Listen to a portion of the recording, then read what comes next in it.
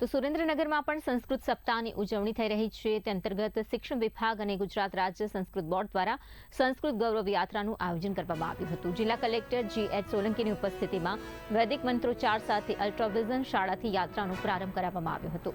ઋષિઓની વેશભૂષામાં સજ્જ વિદ્યાર્થીઓએ સંસ્કૃત ગીતો અને ગરબા દ્વારા ભારતીય સાંસ્કૃતિક વારસાની ઝલક રજૂ કરી હતી।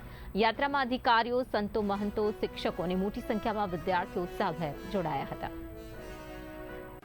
સંસ્કૃત સપ્તાહના ઉપક્રમે સુરેન્દ્રનગર જિલ્લામાં આજે સંસ્કૃત ગૌરવ યાત્રા યોજાઈ રહી છે, જેમાં ખૂબ મોટી સંખ્યામાં વિદ્યાર્થીઓ, બાળકો, સુરેન્દ્રનગર શહેરના નાગરિકો આજે જોડાઈ રહ્યા છે। સાથે સાથે કહેતા આનંદ થાય છે કે ગુરુકુળના વિદ્યાર્થીઓ પણ જોડાઈ રહ્યા છે।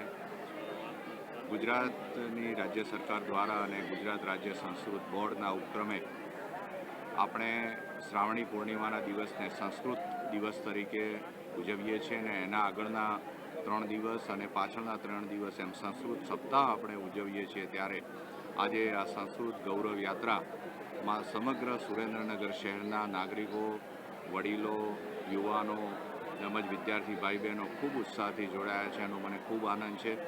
આપણે સંસ્કૃત ગૌરવ દ્વારા આપણી સંસ્કૃતિને ખૂબ માન આપીએ છીએ, એને ઉજાગર કરીએ છીએ અને એની સાથે જોડાયેલા રહીએ છીએ। એટલે સંસ્કૃત ગાન માટે અને સંસ્કૃત ગૌરવ માટે આજે ખૂબ મોટી સંખ્યામાં લોકો ઉપસ્થિત રહ્યા છે।